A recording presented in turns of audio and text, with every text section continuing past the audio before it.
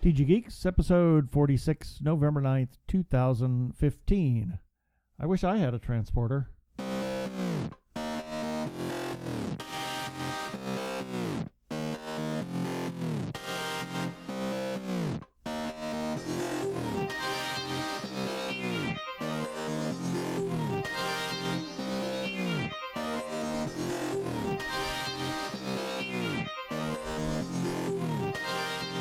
Hello and welcome to another webcast from tggeeks.com, where Ben and Keith, the Two Gay Geeks, talk about all aspects of geekdom and nerdery. Sci-fi, comics, film, horror genre, you name it, we talk about it. I am Keith Lane, and we are coming to you from TG Squared Studios in lovely Phoenix, Arizona. And I am Ben Raggington, also coming to you from lovely Phoenix, but I'm also playing cat herder for our new little kitten Max, Arizona.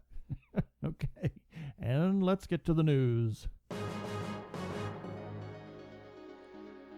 Huzzah! We finally have a full cast for the new Power Rangers movie, and oddly enough, I'm actually really excited about it. It's been going kind of slowly. At first, we received news as to who the Red Ranger was going to be, and then a little bit after that, actually, I take it back. First was our Pink Ranger, and then the news broke. It was just a floodgates have opened. All of a sudden, we found out who our Red Ranger was going to be, who our Blue Ranger was going to be, who our Black Ranger was going to be, and then there was silence. We had no idea who our Yellow Ranger was going to be, and then just earlier this week, it was finally announced. The Yellow Ranger will be played by Becky Gomez. Some of you are probably wondering, who is she? Well, she hasn't done much in the area of live film or television between work on family-friendly animated features, where she provides voiceover work for such movies as Hotel Transylvania and The Smurfs. I'd be willing to see Hotel Transylvania, but Smurfs, not going to happen. She's also a recording artist, so that's probably why maybe some people are not familiar with her, except possibly the very young generation. But anyway, this is how the cast is finally breaking down. The character of the Red Ranger, who in his civilian identity is Jason, yes, it's the original TV characters from the American show, will be played by Dacre Montgomery. Kimberly, the Pink Ranger, is going to be Naomi Scott. Billy, the Blue Ranger, is going to be R.J. Seiler. Zach, the Black Ranger, is going to be Ludi Lin, and I want to talk about him a little bit. He's the one with the most acting experience. He actually comes from, he comes from China. He has worked on a number of films. Let's see. He'd done some short films in 2011 before graduating to a TV movie called Holiday Spirit, and then a TV series called Marco Polo, after which he was cast in the Chinese fantasy/martial arts blockbuster called Monster Hunt. And there will be a link to that on our show notes. I'm only saying that because we have a link to the trailer for Monster Hunt if you want to see anything about what this guy has done. He's a freaking good actor. He really is. I've seen his reel. He has most actors have a personal reel that they use to shop around when they're auditioning for work, and the guy's a really good dramatic actor. So I'm actually really thrilled that they managed to get somebody with some serious acting chops and real martial arts ability to be playing the Black Ranger on this. So as far as the rest of this goes, the movie is going to be directed, the new movie, Power Rangers film, will be directed by Dean Israelite, and he's saying that it'll be playful, but it's still going to be mature. I'm actually kind of jazzed about this. I admit I liked it. I mean, at least the first couple of iterations of Power Rangers, then it kind of lost me. But I have a funny feeling that they're trying to go for something that's going to be not so childish and more mainstream, family-friendly mainstream, but still kind of fun. I'm stoked. I love martial arts stuff, so that's just me. I don't think my husband's really all that really cares. I might drag you out to see it. Yeah. Yeah. Yeah, I might drag you. I don't know. I might have to introduce you to some of the actual Japanese stuff. You might actually find that more enjoyable. Some of it is pretty dark. Moving on to something that's going on over at Netflix. They're going to be kind of shaking things up with the Marvel properties. I touch it. Don't touch it. Well, Don't break it. That's kind of what I was afraid too. Of course, Marvel had initially announced that they had this partnership with Netflix that was going to yield several multi-mini series as far as their lesser-known hero products are concerned. We've already seen that with Daredevil, and right now the hype for Jessica Jones, which drops in less than 2 weeks. I think everybody is really, really excited about that. I know that Mike Meningay can't seem to stop talking about it, and we've been posting stories on that all over the place.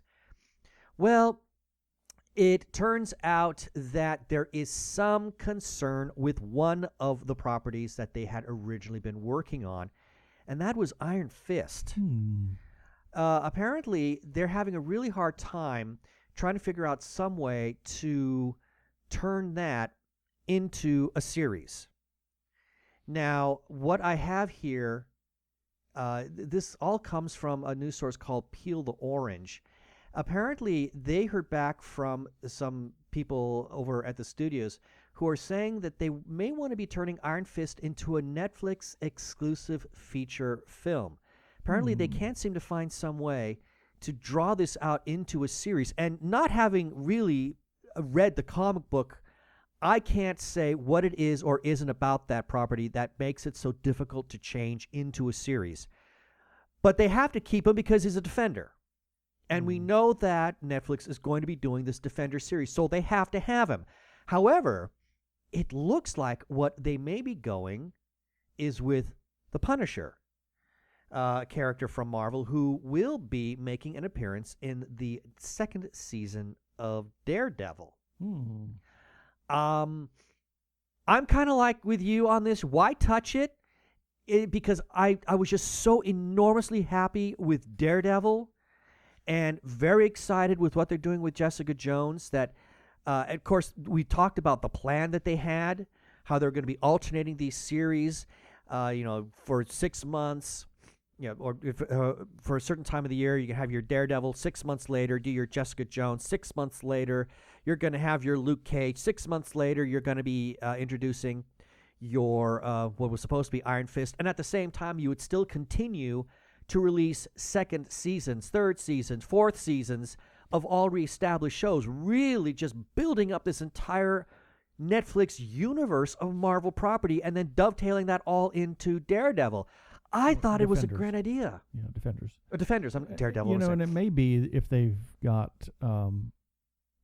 they can't figure out how to do that. That's the best way to make him or make Iron Fist a viable entry for Netflix is to do a movie and then introduce him in different places, spinoff or not spinoff, but cameo roles until Defenders comes in. It's very possible. One thing that I do know in a slightly related story is that eventually the TV properties will have an effect on what's going on in the movie. So far, it's been one way.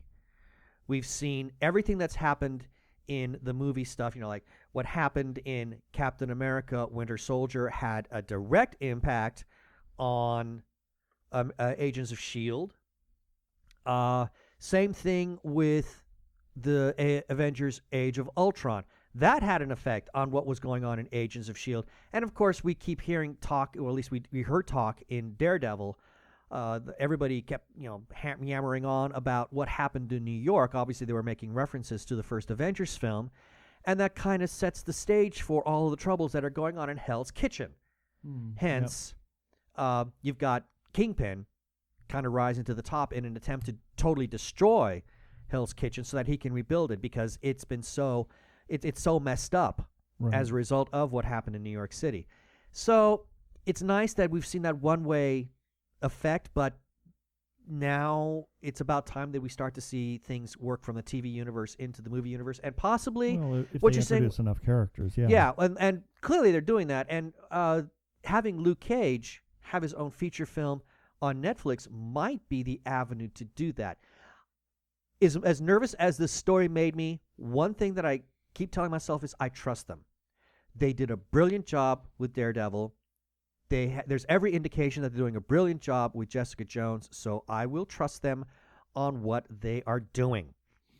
Now, moving to another TV property. The Muppets. The Muppets. Yes, Yahoo is reporting that the Muppets series co-creator Bob Cushell, who also served as the executive producer and showrunner, he is out.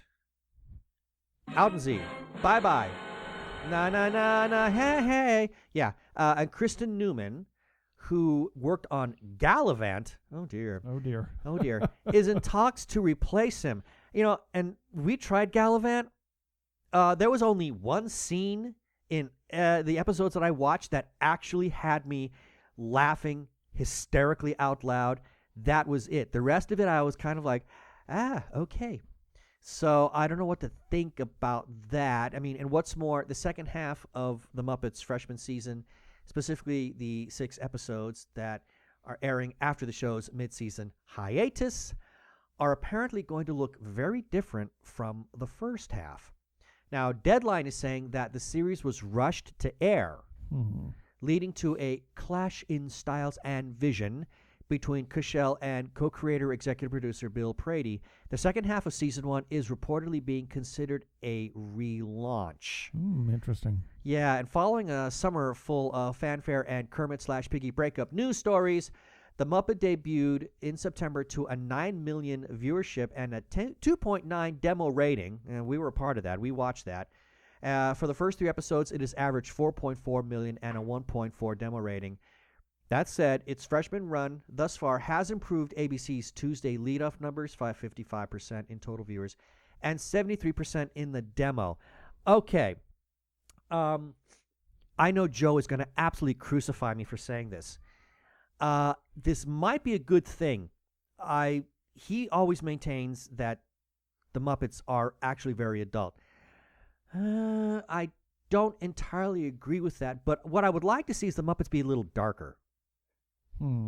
That's what I want. I want to see them just be a little bit darker in an attempt to differentiate the Muppets that we see in this mockudrama kind of show to their, and I say this with air quotes, on-air personalities. Exactly. I mean, you've got Kermit the Frog, who's very bubbly. Hey, ho, Kermit the Frog here. Which is kind of fun. And, then after, I would love to see him, and we kind of got a hint of this, but I would love to see him just being really, really depressed, reaching in his desk drawer for his bottle of scotch. Yes! Absolutely, because Piggy's giving him a headache. I mean, to me, that would be hilarious. I know, Joe, but you're not going to like that. Not make it a family-friendly show. Yeah, that might be the problem. So I don't know. I'm curious as to how that's going to go. I'd like to see for it to go darker, personally, and to have the humor be just really biting, and just almost kind of gallows humor, if you will. Yeah, that's kind of my hope on that. Now, in the world of remakes. Okay, next story. Apparently there's going to be a new Little Mermaid. Shut up! Shut up! Shut up! But it's not Disney.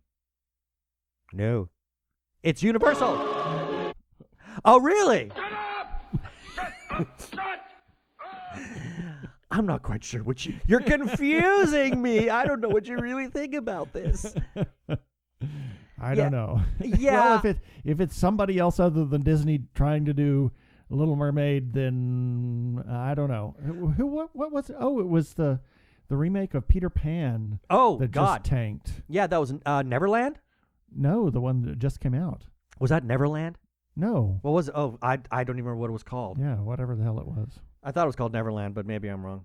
Anyway. That movie bombed. Yeah, so. Yeah, it was a horrible nightmare. So Disney, don't think that you can do another Little Mermaid. Please do not do a live action. Stop with the live action crap. There's a joke there somewhere, but I can't seem to think of it. But they're not doing. In fact, oddly enough, Disney is not rushing towards the finish line they're not even rushing towards the starting line to do this. But here it is. In another attempt at taking an animated classic and turning into a live action remake, actress Chloe Grace Moretz has been cast to star as the title character in The Little Mermaid. And I say that because we don't know if her name's going to be Ariel or not. to be honest. I don't know. Richard Curtis, I want to get back to that because that's interesting, is currently in talks to write the script. Now, as I said before, this is not being done by Disney. Yes, the 1989 animated movie was the most successful telling of the Little Mermaid story. It was huge. It served as a big renaissance for the Disney animated studios. And it's a brilliant movie. It's fantastic. I love it itself. However, the story itself is public domain. So this adaptation is going to be tackled by a joint effort between Working Title and Universal Studios. Now, what was interesting is that this was originally going to be directed by Sofia Coppola. Interesting. I think that was very interesting, but she left the project earlier this year. Apparently, they had some creative differences, most specifically in terms of who they wanted to have play. I'm going to say, for lack of any information, I'm going to say who they wanted to play Ariel. Coppola, Sophia, she was actually looking for the child. She's the daughter of Ethan Hawke and Uma Thurman, and her name is Maya Thurman Hawke. She wanted her, but insiders are saying that the studios wanted a bigger name in an attempt to act as a lure for audiences in order to see this movie. So they had their eyes on Moretz. Now, I'm not really all that familiar with her work. She's currently filming Neighbors 2, Sorority Rising for Universal, and she had just finished Brain on Fire, and she can also be seen next year in Sony's The Fifth Wave, and also has November Criminals set to bow next year.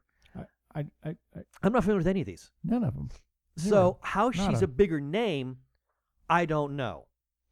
What I do find interesting... Oh, I know. Because the Chloe, she has the umlaut over the E, so... What? It's a a German thing? I don't know. I don't know. Who knows? Wow. That's a reach. Well... as good a theory as anybody else. What I find interesting is who's being looked at to write the script. Richard Curtis. His credits include Love Actually, which was a time travel tearjerker fantasy. He also did 4 Weddings and a Funeral. Check this out, though. I think the thing that really stuck out for me is he arguably wrote one of the best episodes of Doctor Who during the Matt Smith tenure, and that was Vincent and the Doctor. Oh, wow. I mean, any man who could write that episode. Final scene where the Doctor takes Vincent to a museum in present day to see how people adore his work. I mean, emotionally, one of the best scenes ever done. Yep. So if he's going to be doing this, that alone is what's giving me any sense of hope. So I'm now kind of intrigued on this. I'm going to throw the question out. People, what are your thoughts about this? Should Disney be doing this? Although the studio has shown no indication. I mean, we have said that their Cinderella update was really, really good. Yeah, but it doesn't mean that they should do it for everything. Not necessarily, and they are really going overboard. 12 times, Yeah. However, is there an argument to be made that we're simply being oversaturated with live action remakes? I mean, I would like to get some feedback on that as to what other, what's your point of view on that? People, I'd like to know. Lastly, we all thought that when tickets for Star Wars went on sale, that the trailer that dropped was going to be it. Surprise! We have another one. Came from Japan! And we've got that on our website at tggeeks.com. This is a slightly different trailer. The dialogue is all English, but it has Japanese subtitles on there. It has some new little clips here and there. It's certainly got me kind of excited. And for anybody who is even remotely curious as to whether or not we're going, yes, the Two Gay Geeks are going to be seeing it the night before. Yes. The night before the big premiere. Woohoo! We're excited. I'm actually excited about this film. Well, I mean, Yeah, I am too. you've seen the trailers. Yeah, I'm really excited about it. It'd be interesting to see what they do with the story. I mean, just based on what little that you've seen, and we don't know a heck of a lot. I mean, JJ's really keeping a lot of his cards close to his chest. I mean, we've got a very thin plot line that has been revealed. Obviously, he doesn't want anybody to know much of anything, lest they come up with their own sets of spoilers. But from the trailers and the clips that you have seen, what has been your emotional reaction to this? I think it's going to be good. I don't know what to think at this point. I'm just anticipating that it's going to be good, hoping it's going to be good, and looking forward to the story as it continues to see what they do with that story. And, there's been lots of speculation as to where they're going with the story, but I'm going to reserve any comment until after I see it. Fair enough. So, because there's too much conjecture out there, and I don't want to blather a bunch of BS that's not true. Lot of conjecture. Other than the Misa, avenge you, Annie. Oh, God. Do we even want to talk about that rubbish story that Jar Jar is actually a Sith Lord? No. Yeah, his name is Darth Dodo. Yeah. Oh, boy. That's Anyway, it. Yeah. That's it for the news today. And it is time for the birthdays. Here are a few selected birthdays for November 9th through November 15th. On November 9th, Lou Ferrigno is 63. Carl Sagan would have been 81 on November 9th. And Bryn Terfel, opera singer, who's most recently did Wotan in the Ring Operas at the Metropolitan Opera, is 49. November 10th, Neil Gaiman is 54. The man who is responsible for regeneration. Shame on you, Neil. Regeneration, yep. Also on November 10th, Roland Emmerich is 59. Stargate. He was Roland Emmerich. Stargate, yep. Yes. He also did, he co-worked on Independence Day and a host of other disaster films. Just because Stargate is kind of special to us. Yes. Also, November 10th, in 1484, Martin Luther. November 11th, Leonardo DiCaprio is 40. David DeLuise is 43. He Speaking worked... of the Stargate he worked connection. on some of the Stargate series. Yep. Callista Wow. Wow. Callista Flockhart. If that 50. could have gone seriously wrong, which would have earned us an explicit tag. Exactly. And also on November 11th, Kurt Vonnegut Jr. was born in 1923. November 12th, Anne Hathaway is 32. I adore her. And Wallace Inconceivable Sean is 71. And Joe Stafford would have been 97. Who is Joe Stafford, you ask? Well, she was a famous singer in the 40s and 50s, but we probably know her better as Darlene of Jonathan and Darlene Edwards. Probably the best musical comedy team ever. She had this ability to sing sharp on everything. That is, I've said this a dozen times, is impossible to do. It's easy to sing flat, but it's a nightmare to sing sharp and to make it sound like you're genuinely not knowing what you're doing. Oh, and her husband was just incredible. He was a genius pianist. Yes, he added extra beats here and lost beats there, and oh my gosh, just crazy. If you are into musical comedy, look up Jonathan and Darlene Edwards. You will not be sorry, and I would have to say you have to start at the first track and work all your way through, because as it goes on, it just gets worse and worse and worse. It's a progressive train wreck. It is. It's hilarious. Okay, back to the birthdays. November 13th, Jimmy Kimmel is 47, and I add that because I was on his Wall of you were on- America. Yeah. And Gary Marshall is 80. November 14th, Patrick Warburton. He's 50. Holy yes. moly. And Claude Monet is born in 1840. November 15th, Johnny Lee Miller, Holmes. 42. And Georgia O'Keeffe was born in 1887 on November 15th. And that is it for the birthdays. Let's all go to the lobby. Let's all go to the lobby. Let's all go to the lobby to get ourselves a treat. Forget about whether Han shot first. He did. Is it true that Han Solo teamed up with a 6-foot green rabbit? Did Darth Vader profess a devotion to the immortal gods of the Sith? And did Leia's unhealthy attraction to her brother grow for years? Ew. Hi, I'm voice actor Michael Corley, and I want to answer these questions and more on the VoxBox Star Wars comic book podcast. Each VoxBox episode covers classic Star Wars comics, starting with the original Marvel series in 1977 all the way to the present day. So tune in, have some fun, and may the Force be with you at VoxBoxPodcast.com.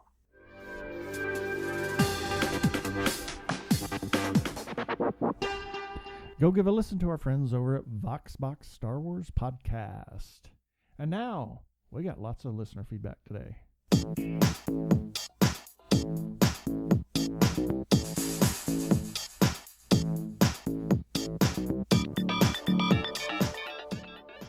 Well, starting off with a little bit of a Twitter feedback.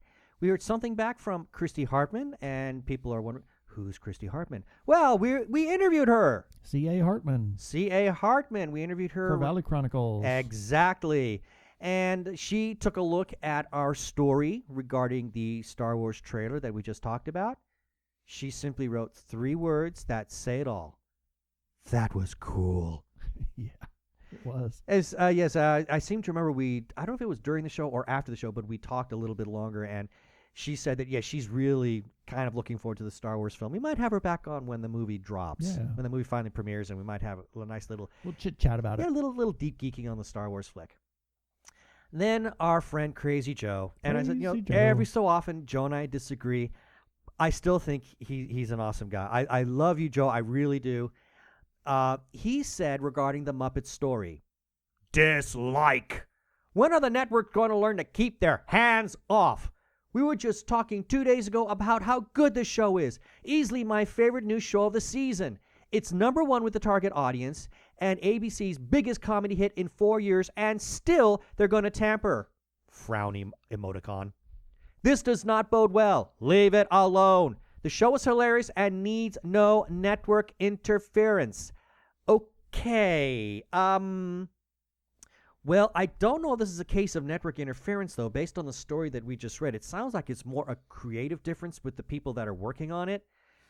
And Joe had commented elsewhere that the Muppets were always an adult show. I am going to disagree with that because I was watching the Muppet Show as a teenager and found it hilarious. So obviously the show, okay, maybe as an adult, yeah, I could watch it today. I could still laugh at it. But its target area in terms of age is pretty broad. Because as a teenager, I found the humor to be sophisticated. I didn't find it to be adult. I found it to be sophisticated, and it made me laugh. Now, what I would like to see is for the show to be a little bit more adult. I'd like to see it kind of move out of the teenage humor area, and I'm not talking teenage, potty humor. It didn't have to be. The Muppets never resorted to that, which I was happy about. But I'd like to see it kind of move into that adult area that we were just talking about. I mean, I wouldn't mind seeing Kermit, pull out a bottle of scotch, or for him to, nervously light up a cigarette, although I think smoking on television is now verboten. So I don't entirely agree with you. So let's give it a chance. I mean, it's great that you loved it, and you're right. There were a lot of people that did love it. It was a huge hit. Let's see what happens with it. I mean, They may make it worse, but there's every possibility that they might make it better. Who knows? Yep. Now, friend of the show, Andrew Ian, who we had interviewed during our huge, enormous roundtable for Origin Beyond the Impact, he sent some feedback regarding last week's story, mentioning the movie that he's going to be starring in, Uncle Reese. I've got the links for that in our show notes as well. He writes back, "Aw, you guys! And be careful what you wish for. I'll take that interview anytime you'll have me. Wink." Why am I suddenly scared? Because he's a force of nature. The man is, he is the Tasmanian devil. I'm afraid that he'll come in and take over the show, but maybe we should have him on one time and then we can just kick back and just let him run the whole thing. Yeah, there you Because go. the guy is a maniac. He's nuts. I love him, but he really is just a complete force of nature. Then we got something from our good friend Claire O'Leary, and this is regarding the little shout-out we gave her in last week's episode. And she's in Iceland this weekend. That's right. She went to Reykjavik. I wonder why. Just I vacation? think it was a roller derby, something or other going on. Ah, okay. Is she roller derby? Yep. You don't. I thought I had heard that somewhere, but I wasn't sure. I wanted confirmation. I follow her posts. I see her. Well, I do too, but I've got too many people that I'm following anyway. Anyway, she says, I'm sorry, Claire, I didn't mean that. Listening to episode 45. Thanks for the shout out. That was the first official review I've ever written. You're talking about her review Her review of Dracula Untold. Untold. Yes. Says, you guys are awesome. Hearing your geeky thoughts helped me through work. Yay. That makes me so enormously happy. That we have at least one person listening We've got to one the show. person listening to us. At least one. So that we help them get through their day. Thank you. I can't tell you how much that means to us. Yes, it does. Thank you. And then lastly, something from Arkle. Now, we've been kind of putting him, we gave him a little bit of a push because our stories were appearing on his daily dispatch. Well, turns out that there's more to that story than we previously knew. He wrote back saying, I don't actually select the stories it features. It's compiled automatically based on the accounts I entered when I created. So I can't take full credit for the TG Geek stuff that pops up in there. I just added the Twitter. All right. Okay. So maybe you just, I don't care. Anyway. You still had the decency to put our account into that algorithm. Yes, thank you so much. Thank you. That still means a lot to us. So our stuff still is being recycled by you. I'm grateful for that. So, don't feel like you have to knock yourself down. I still am very, very grateful that you had that you had the generosity to do that. Absolutely. And thank you to everybody that follows the TG Squared Studios page. It's the TG Geeks Webcast page, but it's TG Squared Studios as well.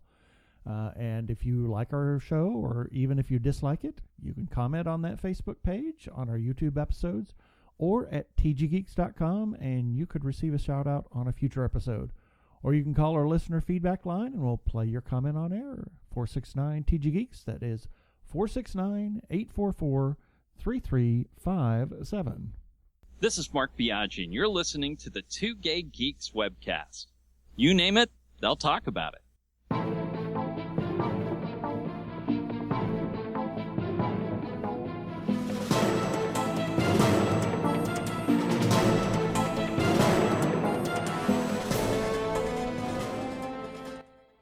Okay, something that's been kind of bugging the two of us here,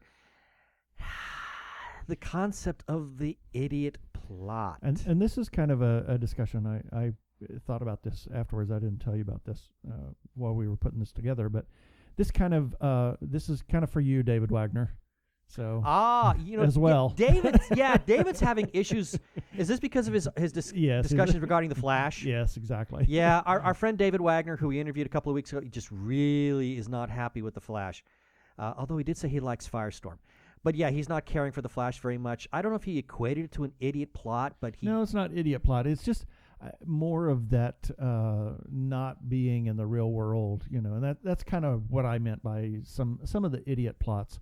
Is a show that tries to live in reality but doesn't use real science or doesn't use real reality, if you will. Okay. So that's kind of what I was referring to. And we've run across a couple of those. We've run across a couple of those, and I'm going to bring back a very, very sore spot here. Scorpion. Whoa. Shut up! It did not get any better. And Joe, I followed your advice. I went back to take another look at this series, and it only got worse. Yeah, and Seriously? this is a second season episode you watched. I didn't watch it. Yeah, it was. This was a second season episode. Holy moly, what a piece of garbage this thing is. Yeah. I'm not going to go into full detail, but basically what I saw, our star, the lead of the Scorpion group, he has helped to set up this uber super computerized security system in this brand new building, and all of a sudden everything goes haywire, and every brilliant idea that he has, and remember, these Scorpion people are supposed to be like the genius of all geniuses. I mean, they're savants in terms of their abilities and what they can do, and everything they do to remedy the situation means nothing, because the threat comes back repeatedly, and it became so bad that they were painting themselves into such a little small corner that there was only room for like a toe. if you get what I mean. It was beyond ridiculous. And then finally the answer was so insanely stupid that I knew that was an hour and a half of my life I was never ever going to get back. I was very unhappy with it. So here again, you've got a plot line that is just simply not set in the real world, and it just kind of bugged me to no end. And it started getting me thinking on other shows. Yeah, well, I just want to say about this is a show that paints itself as being reality. Yeah, it's supposed to be. And then they have this insane stuff. Whereas, and not to pick on you, David, but Flash is a comic book. Yeah. So, you know, it's supposed to be outrageous. Have to kind of bend a little bit of reality and whatnot like that. And I understand your point of not using real science and things like that. But it's that type of thing that kind of just bugs the heck out of me. And just every once in a while I have to scream about it. That's kind of what this is. It's kind of a rant. No, you make a really good point there. Shows like Flash, even Arrow, are not set in the real universe, even though there had been talk initially that Arrow was supposed to be grounded in reality. At the end of the day, it is still a comic book story. Exactly. Comic books are not supposed to be set or grounded in any kind of real life situation. I mean, most of them aren't, especially those that are dealing with superheroes. They're supposed to be completely outrageous. You could almost say that they're today's mythology. Yeah. So Flash, yes, there's supposed to be a ton of suspension of disbelief. So I wouldn't go so far as to put a lot of what Flash does in idiot plot, but things like Scorpion, this next show, they did something that just really kind of bugged me. Or some of the other CSI shows. CSI Miami was really guilty of that. God. Their methods for solving crime really be just bordered on science fiction. Yes, absolutely. I started watching science fiction, and we both stopped watching the show. Yeah, we stopped watching Miami, but we continued on with the original CSI crime scene investigation, the one in Las Vegas, because it was the one that had the best science, if you will. Some of it kind of stepped outside the box a little bit. Some of it stretched a little bit, but it never to the point where it stretched credibility. Yeah, and CSI Cyber last season was, or the beginning of the season was kind of odd, but this year, since they brought Ted Danson in, they're introducing a lot of good science. The one thing that does bother me, though, about CSI Cyber, and which was a problem on another show we'll talk about momentarily, is that the one we just watched, they said, oh my gosh, we have 4 hours until the strike again, and they're in Washington, and they have to be in Dallas, and then they arrive in Dallas, and they still have 2 hours. Excuse me? And now, a lot of people may not fully get that, but you travel a lot for your job. If you're at FBI headquarters and you have to get to any airport in the D.C. area, it's going to take you an hour without traffic. And I would imagine the nearest airport would be Dulles. Well, it could be Washington Reagan, but either one, it's going to take you an hour to get there without traffic, much less any traffic, unless they helicoptered over there. But then even when they got to Dallas, and the plane ride is at least 4 hours, and then you get to Dallas, and you got another hour drive to downtown. Yeah, and I've been to Dallas Airport. So, it is not downtown. And thus I said, I wish I had a transporter, because they do that routinely on Cyber. And the other show that they did that was This was egregious. This was bad. God. This was The Mentalist. The Mentalist. It's like, okay, we're in Sacramento at CBI headquarters, and we have to go do an interview in San Diego, but we'll be back for lunch. Yeah, I can't tell you the number of times they've actually had to go down. And they were driving. They were driving. How many times have I seen them actually make a trip down to the Bay Area? And next thing you know, it's merely an hour. An hour time has passed. Hey, guess what? I used to live in the Bay Area, and it's not just an hour drive. I mean, it's about two and a half hours from where I was living outside of the Bay Area. I was living in a city called Livermore, and it took me about 2 to 2.5 hours just to get to the outskirts of Sacramento. I mean, 90 if I really was pushing it hard. So for them to make it down from Sacramento down to the Bay Area, and I'm talking cities like San Francisco, Oakland. They did a lot of stories over in Oakland. Man, we're talking 3 to 4 hour drive, and they made it sound like it was just, we'll 15 be back miles for down. lunch. Yeah, yeah, exactly. Keep the kettle on. We'll be back shortly. No, it doesn't work like that. And I really dislike it when shows do that, because I kind of get the feeling that you're not really taking your audience seriously. If you want to do that, again, regarding the CSI Cyber story, if you need them to go down to Dallas, okay, build into the story a legitimate amount of time. Exactly. Really think about how long is it going to take you to get from D.C. over to Dallas, and then from Dallas to this hospital where they needed to go. Figure out this is what it would really take, and then change your story a little bit, change your narrative so that your threat, instead of having only 4 hours, okay, make the threat 8 hours. Yeah, or have them be in Dallas investigating something else, and this breaks. I mean, there's lots of ways there you were can do better that ways to without- do that. So the travel distances is a bit of a problem, and that's one that routinely bugs me on shows.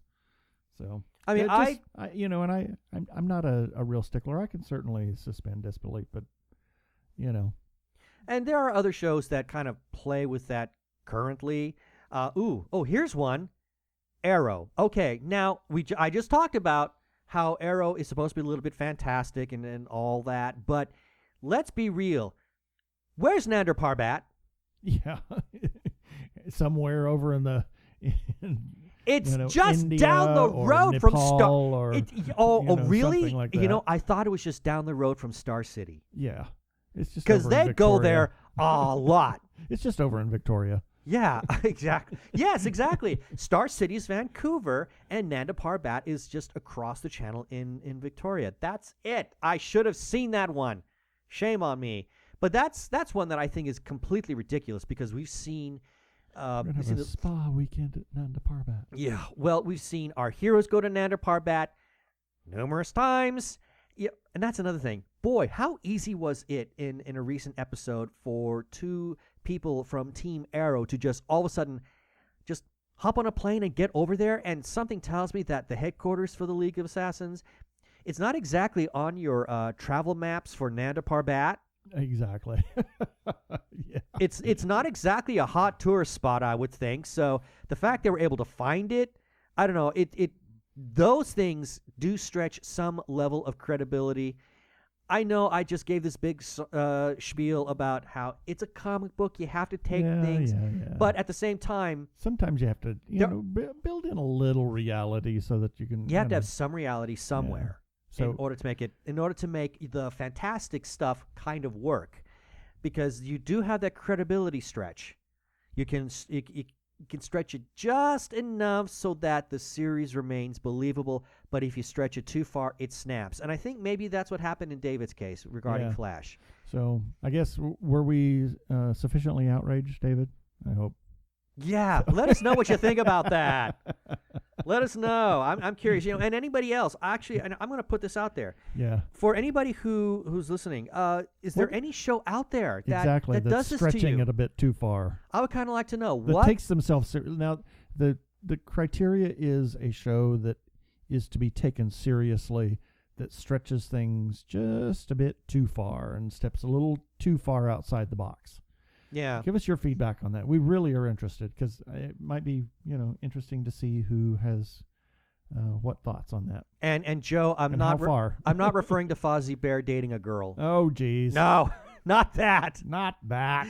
No, but yeah, anything sort of like Scorpion, any of those science shows, as you said, any show that's supposed to be based in reality that does these outrageous, outlandish things in order to propel the overall narrative along. Yep. Yeah. Is there anything out there that just kind of bugs you? So please let us know. We would love to have your feedback. Exactly. All right. So now we got a couple of follow-up items. Tomorrow, be sure to check our website, because we will have a new article for a new trailer for the next installment of Origin Beyond the Impact. Their website is going to go live tomorrow, and we will have that website with the trailer attached to it. Now, this trailer actually aired in a theater in San Diego just before the new Spectre James Bond film. So it was quite successful. Apparently, from what we heard from Jeff Patton, is that when the trailer started, the theater got quite hushed. And as soon as we have access to that website, we will share it with you. Then we want to give a special shout out to the Doctor Who Fan Cast Guide. You can watch or read the Fan Cast Guide. Yeah, you can watch it. Yeah, you can watch it, sure. Well, they do have some video on there. But you can read the Fan Cast Guide by going to Twitter and following @TalkingWho. We will have the link for them on our show notes. And again, I'd like to give another shout out to the Arkle Times Post Dispatch. Yes, okay, Brian, I understand. I still thank you for putting our account in there as part of the algorithm, because it does help get our stories out, and that means a lot to us. Yes. So if you want to read the Arkle Times Post Dispatch news, just follow our good friend of the show, Brian Weber, by going to Twitter and following @Arkle. We will also have the link for that on our show notes. And I want to, as always, give a special shout out to the Facebook group, The Gay Geek, for allowing us to post our episodes on their Facebook page. And their URL is facebook.com/groups/thegaygeek, with special thanks to moderator Jeremiah Reeves. Yes, and thank you, Jeremiah. And then lastly, as we did, well, actually, it's not lastly, because I'm one other thing I want to bring up. But I do want to, once again, echo reviews. People, anybody out there, if you want to review something, and anyone, I mean, if you fancy yourself as a writer, yeah, or a reviewer, yeah, if there's anything, or as a critic, anything else? No, go ahead. Okay. Or as how did I know you were going to do that to me? Because you've lived with me for 19 years. That would be right. If there's anything out there, if there's a book, if there's a TV show, if there's a movie, anything kind of geek related that you're really, really into, yeah. And if you want to do an article on it, hey, let us know. Let us know. Absolutely. We would be happy to share it on our website. Just drop us a line. go to the contact us page and drop a line and use the, what did we say? Review options. That's I think is as the line for your contact. Yes. I've just brain fart here all of a sudden. Yes, go to our website, tggeeks.com. You can find our contact information there. Now, I do want to add just one last thing, because you've heard us say this a number of times where we've talked about stories, and we say you can see that in our show notes. And for anybody who's wondering where our show notes are, okay, if you're getting these episodes off of like iTunes, all you need to do is go to tggeeks.com and look for the latest episode. In this particular case, episode 46. Yes. Look for episode the article and down below. All the show notes, all the links to the stories that we talked about will be there. And then while you're there, you can go ahead and surf the rest of the TG Geeks website, because there's a lot of stories there that we don't cover in our own show that do get published on a daily basis. Things that we like to share with all of our readers out there. So subscribe to our RSS feed. Yeah, we do have an RSS feed. Yeah. So just wanted to put that out there. If you want to know what our show notes are, just go to tggeeks.com and look up our latest episode there. Yes.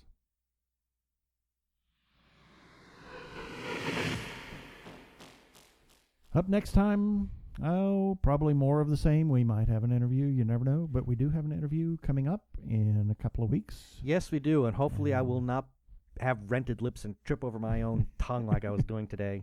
Well, yeah. We do have a special interview coming up. Ms. Jeannie Koch, who is one of our favorite authors. She'll be our first 3-time interview. Yes. And 2 times in our own home. 2 times in our own home, and I've got some good ideas that I want to do for the third one. Hopefully this one will be another drinking. With any luck, because last time was a hoot.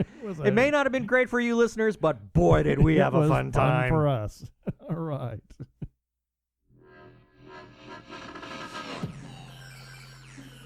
Okay, that should do it for this episode of TG Geeks Webcast. Be sure to check out the article for this webcast episode. We'll have several links on the page.